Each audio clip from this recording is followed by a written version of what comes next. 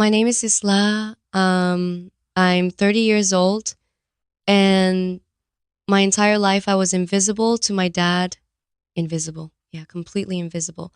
Because for my dad, only one thing mattered.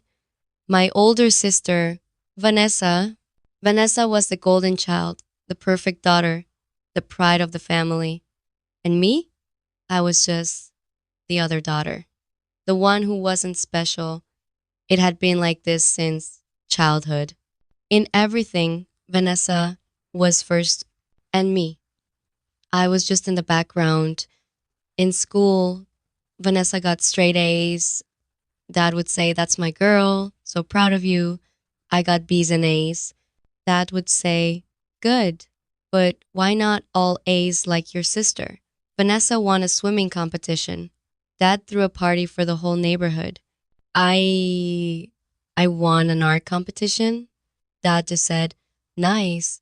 Did you congratulate Vanessa on her swimming medal?" You see, everything was a comparison. In everything, Vanessa was better. Um, in college, Vanessa got a business degree. Dad celebrated. "She's going to run my company one day." I took computer science. Dad raised his eyebrows. Tech, that's different, but okay. Vanessa joined Dad's company, became VP. Everyone was so proud. Me, I joined a startup, a small tech company, nobody cared. At family dinners, it was always the same thing. That Vanessa closed a $5 million deal this week. Can you believe it? My daughter. Everyone, wow, amazing. Congratulations, Vanessa. Then someone would politely ask, "And Isla, what are you up to?" I'd say, "I'm working on a new software project." "It's going well," Dad would interrupt. "That's nice. Vanessa, tell us more about your deal." And the conversation would go back to Vanessa. I'd become invisible. On birthdays, Vanessa got grand parties, expensive gifts, everyone's attention. My birthday, small dinner. Dad always said, "You don't like big celebrations anyway, right?" I never told him I did, because nobody asked. Vanessa got married. Dad spent hundreds of thousands. Best venue, best everything. He gave a speech. "This is the happiest day of my life. Seeing my pride and joy getting married." I was a bridesmaid. Nobody mentioned me in any speech. You know what hurt the most? It wasn't that Vanessa was successful. Good for her. I was happy for her. What hurt was Dad never saw me, never acknowledged me, never once said he was proud of me. Just once. Just one time, I wanted him to look at me and say, "I'm proud of you too, Isla." But that day never came. One evening, there was a family dinner. Everyone was there. Dad, Mom, Vanessa, her husband Marcus. Dad was happy, drinking wine, celebrating. "What's the celebration?" I asked. Dad smiled. "Vanessa just got promoted. She's now the COO of my company. Isn't that wonderful?" Everyone clapped, congratulated her. "That's great, Vanessa," I said, genuinely. Dad stood up, raised his glass. "I want to make a toast to Vanessa, my pride, my joy, the daughter who made all my dreams come true, the one who will carry forward my legacy." Everyone cheered. I sat there, smiling, but inside I was dying. The daughter who made all his dreams come true. Not daughters, daughter singular, as if I didn't exist. Mom noticed my face. She touched my hand. "Isla." I pulled away. "I'm fine, Mom." But I wasn't fine. Dad continued. "Vanessa, you've always been everything I hoped for. Smart, ambitious, successful. You're the reason I'm proud to call myself a father." That line, that line broke me. The reason he's proud to be a father? So if Vanessa didn't exist, he wouldn't be proud? I didn't count. I stood up. Excuse me, I need some air. I walked outside, tried to control my tears. Mom followed me. "Isla, your father didn't mean..." "Mom, stop." I said. We both know exactly what he meant. She looked sad. He loves you, Isla. Does he? I ask. Because I've spent 30 years being invisible to him, 30 years being the daughter who doesn't matter. Mom had tears in her eyes. That's not true, isn't it? I whispered. When was the last time Dad said he was proud of me? When was the last time he celebrated anything I did? She couldn't answer because there was no answer. I left that dinner early, drove home, cried the whole way. That night, something in me changed. I was tired, tired of being invisible, tired of being the forgotten daughter. But I didn't want to prove anything to Dad. No, I just wanted to be free, free from caring, free from hoping. So I made a decision. I was going to focus on my life, on my work, on building something for myself, not for Dad's approval, not for recognition, just for me. Um, you see, I'd been working on something big, um, for the past 5 years. The startup I joined, it wasn't just any startup. We were developing AI software, cutting edge technology that could revolutionize data analysis. I was one of the lead developers. I'd poured my heart and soul into this project. Nobody in my family knew. Nobody asked. So I never told them. We'd been working quietly, building, testing, perfecting. And then something incredible happened. A major tech company approached us, um, one of the biggest in the world. They wanted to acquire our software. The offer $47 million, my share, based on my equity and position, $12 million. $12 million. I sat in that meeting listening to the numbers and I couldn't believe it. All those years of hard work, of being told tech was different, of being overlooked, it all paid off. But you know what? Um, I didn't tell my family, not yet. I wanted to see, I wanted to see if anyone would notice, if anyone cared about what I was doing. The acquisition went through, the news hit the tech industry, articles were written. Our team was featured in major publications. Revolutionary AI software acquired for $47 million. Tech startup makes waves with groundbreaking data analysis tool. My name was in those articles. My face was in the photos. But my family, they didn't notice. They don't follow tech news. They were too busy celebrating Vanessa's latest achievement. Before I tell you what happened next, hit that subscribe button real quick. A few weeks went by. I was processing everything, the money, the success, the validation from the industry. It felt good, really good. Not because of the money, but because people saw my work, recognized it, valued it. Then came another family dinner.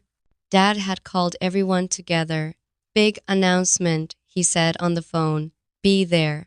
I almost didn't go, but Mom personally called and asked me to come. So I did. I arrived at my parents' house. Everyone was already there. Vanessa, Marcus, my aunt and uncle, some family friends. Dad was in a great mood. Everyone's here. Perfect. I sat down quietly, ready to hear about whatever Vanessa accomplished this time. Dad stood up. I've gathered you all here because I want to share something important. Everyone listened. I'm retiring, he said, and I'm handing over my entire company to Vanessa. She's earned it. She's proven herself. I couldn't be prouder. Everyone clapped. Congratulated Vanessa. She smiled. Thank you, Dad. I won't let you down. Dad hugged her. You never have, sweetheart. You never have. I felt that familiar ache, that familiar pain of being invisible. Then Dad said, this is my legacy, this company, and Vanessa will continue it. She's everything I could have asked for in a child. In a child. Singular again, my aunt, bless her, tried to include me. That's wonderful, Richard. And Isla, how's your work going? Everyone looked at me, out of politeness, not real interest. I smiled. It's going well, actually. Dad nodded. That's good. Tech stuff, right? Yeah, I said. Tech stuff. Well, that's nice, Dad said, already turning back to Vanessa. Now, Vanessa, let's talk about the transition plan. I stood up. Everyone looked at me. Actually, I said, since we're sharing big news, I have something to share too. Dad looked surprised. Oh, what is it? I took a breath. The startup I've been working with? We just got acquired. Polite smiles, polite nods. That's nice, honey, Mom said. For $47 million, I continued. Silence. Complete silence. Dad blinked. What?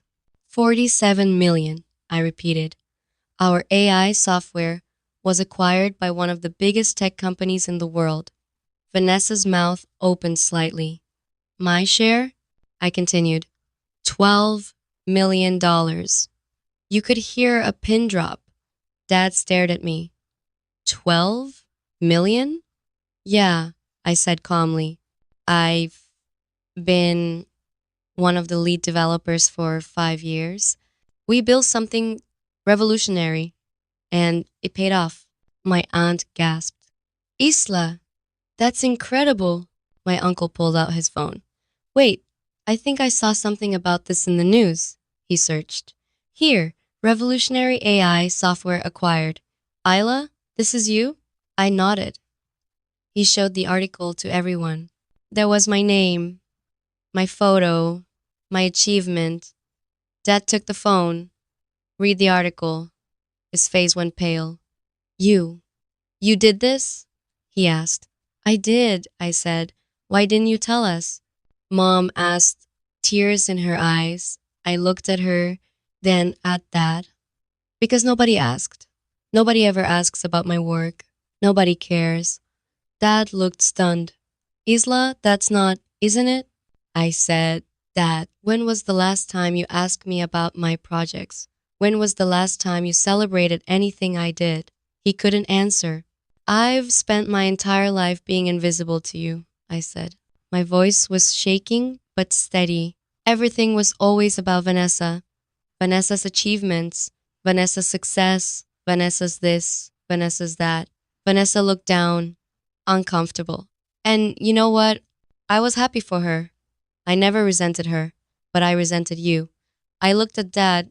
I resented you for never seeing me, for making me feel like I didn't matter. Dad's eyes were watering. Isla, I didn't know. You didn't know because you never looked, I said. You were so focused on Vanessa that you forgot you had another daughter. Mom was crying now. I built something incredible, I continued. Something that's going to change industries. Something that took years of hard work and dedication. And I did it all without your support, without your encouragement, without even your basic acknowledgement. I looked around the room. And honestly, I'm glad. Because I learned that I don't need validation from people who can't see my worth. I don't need approval from a father who only has pride for one daughter. Dad stood up. Isla, please. I'm sorry. I'm so sorry. You should be, I said, because you missed everything. You missed watching me grow. You missed celebrating my achievements. You missed being part of my success. All because you were too busy worshiping the golden child. Vanessa spoke up. Isla, I never wanted I know, I said to her. This isn't about you, Vanessa. This is about him. I pointed at Dad. This is about a father who chose favorites, who made one daughter feel like everything and the other feel like nothing. Dad walked towards me. I was wrong. God, I was so wrong. I'm so proud of you, Isla. What you've accomplished, now you're proud. I laughed bitterly. Now that there's a dollar amount attached? Now that it's in the news? Where was that pride when I was working 60-hour weeks? Where was that pride when I was learning to code? Where was that pride every single day of my life when I needed it? He had tears running down his face. I failed you. I know I did. Yeah, I said. You did. The room was silent. I grabbed my purse. I'm leaving. Congratulations on your retirement, Dad. And Vanessa, good luck with the company. Mom caught my arm. Isla, please don't leave like this. I looked at her. Mom, I love you, but I can't be here right now. I can't sit here and pretend that everything's okay. Because it's not. I walked to the door. Dad's voice stopped me. What can I do? How can I fix this? I turned back. You can't. The damage is done. You can't get back 30 years. You can't undo all the pain, all the times I felt worthless, all the times I cried because my own father didn't see me. Please, he whispered. Give me a chance. I looked at him for a long moment. You had chances, thousands of them. Every birthday, every achievement, every moment I hoped you'd notice me. Those were your chances. And you wasted every single one. I I left, I got in my car and drove away. And for the first time in my life, I felt free. Free from seeking his approval, free from hoping he'd see me, free from that pain. The days that followed were interesting. Dad called me every day, left voicemails, sent texts. Isla, please talk to me. I'm so sorry. I was blind. You deserved better. You deserved so much better. I didn't respond. I wasn't ready. Vanessa reached out too. Isla, I'm sorry. I never realized how much that